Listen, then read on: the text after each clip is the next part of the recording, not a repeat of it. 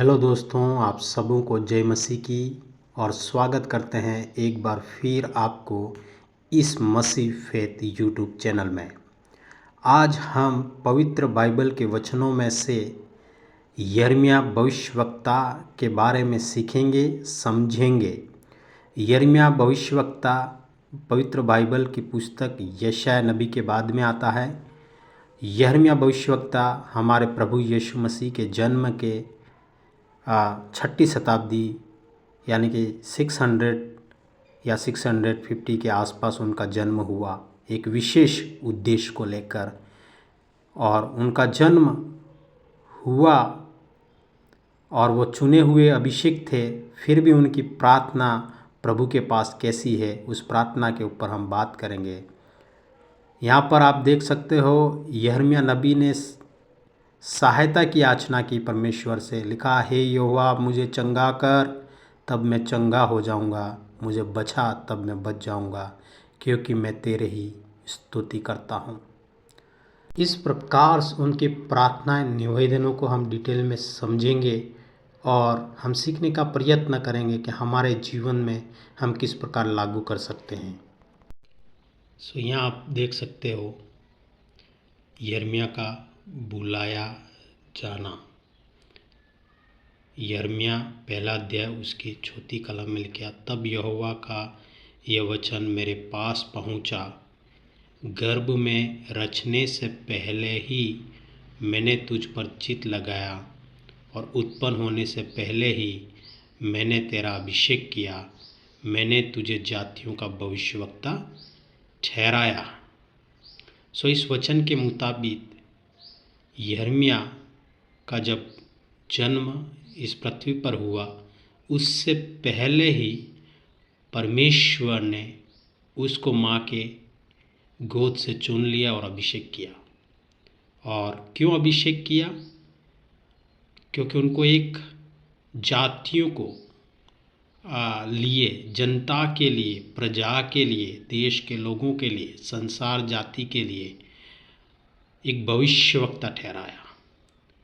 और इस यिर्मयाह नबी की किताब को अगर आप पढ़ते हैं तो इस पूरी किताब में परमेश्वर ने प्रजा को पाप की ओर से लौटने का संदेश दिया है। उन्होंने एलर्ट का संदेश दिया है और उन्होंने पाप के परिणामों के लिए बताया और चेताया है। वो भविष्यवक्ता, चुना हुआ भविष्यवक्ता, पवित्र बाइबल के वचन के अनुसार चुना हुआ भविष्यवक्ता अपने जीवन में निराश हो जाता है। अपने जीवन में क्या होता है? हताश हो जाता है, उदास हो जाता है।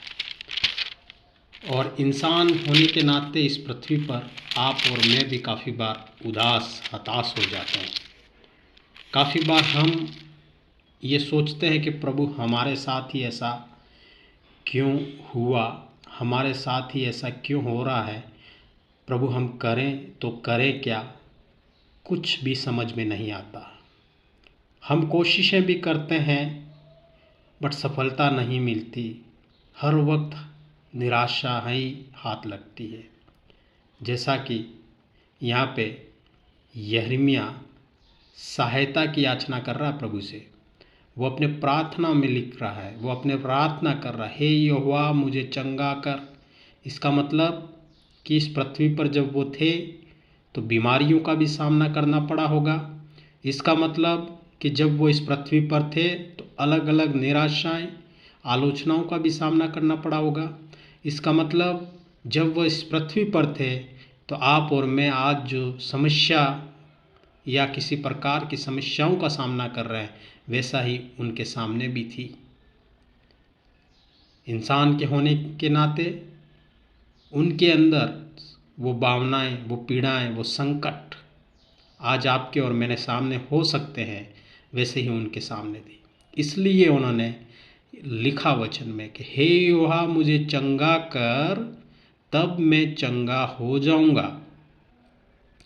ओ lord, if you will save me, I will be healed, I will be saved.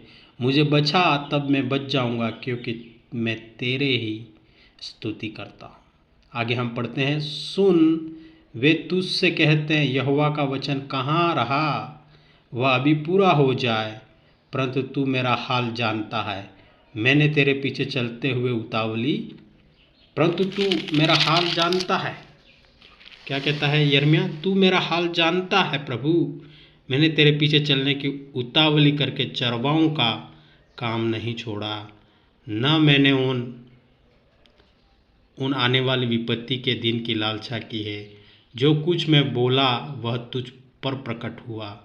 वो क्या कह रहा है? वो कह रहा है कि मैंने जो भी किया, जो भी आज प्रभु मैं चला हूँ, जो भी बोला है, जो भी काम किया, वो आपकी इच्छा के मुताबिक किया। आपने जो बोला वो वचन्स मैंने प्रोक्लाइम किया।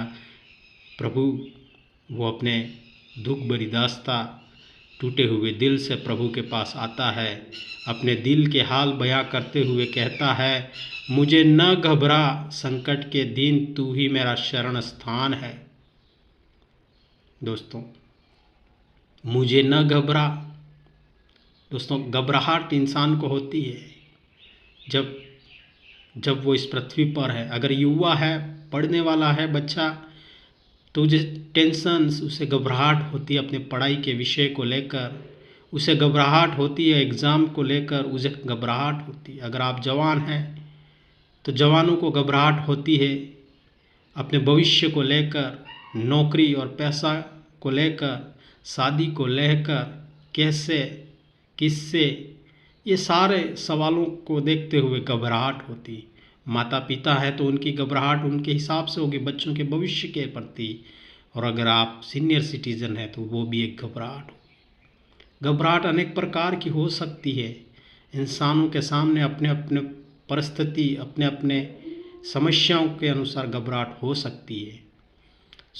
यहाँ हम यिर्मयाह के सामने भी देख सकते हैं कि मुझे न घबरा, संकट के दिन तू ही मेरा शरण स्थान। उसका विश्वास है प्रभु परमेश्वर पे कि मुझे न घबरा, हे यहोवा मेरी आशा टूटने न दे।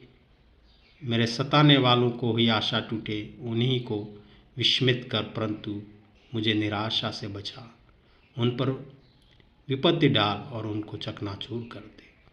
लोग हंसते होंगे, इसलिए लोग उनके ताने मारते होंगे, लोग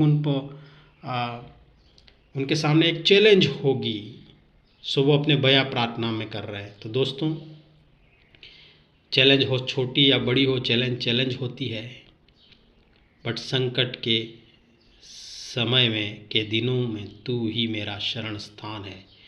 जिस प्रकार यिर्मयाह का विश्वास प्रभु पर रहा, जिस प्रकार प्रभु के इस दास का विश्वास प्रभु पर रहा, उसी तरह हमारा विश्वास प्रभु पर बना रहे, उसके वचनों में बना रहे। सुबह और शाम जब भी आप पे समय मिलता है, प्रभु के वचनों का अध्ययन करते रहें। ये वचन आपके विश्वास को मजबूत करेंगे। ये वचन आपकी तकलीफ़ों को दूर करने के लिए प्रार्थना करने में मदद करेंगे। ये वचन मोटिवेशंस देंगे जब आप निराश हो जाते हैं। ये वचन आपको क्या सत्य है, क्या झूठ है, उस सच और झूठ को पहचानने में मदद करेंगे। ये वचन आपको आपकी जो मनोकामनाएं, आपके जो दर्शन, जो आपकी सक्सेस की अभिलाषाएं हैं, उसको पूरा करने में मदद करेगा। ये वचन पाप और पवित्रता के बारे में बताएगा। ये वचन आपको आशीषों का मार्ग दिखाएगा। इस वचन के अनुसार प्रभु आपको अगुवाई करे और इस वचन के अनुसार प्रभु आप पर दया करे। ये हमारी प्रभु से आप सभी भाई और बहनों के लिए दुआ है, प्रार्थना है कि प्रभु हर एक को आशीष दे, जितने भी भाई और बहन इसको सुन रहे हैं। May God bless you all.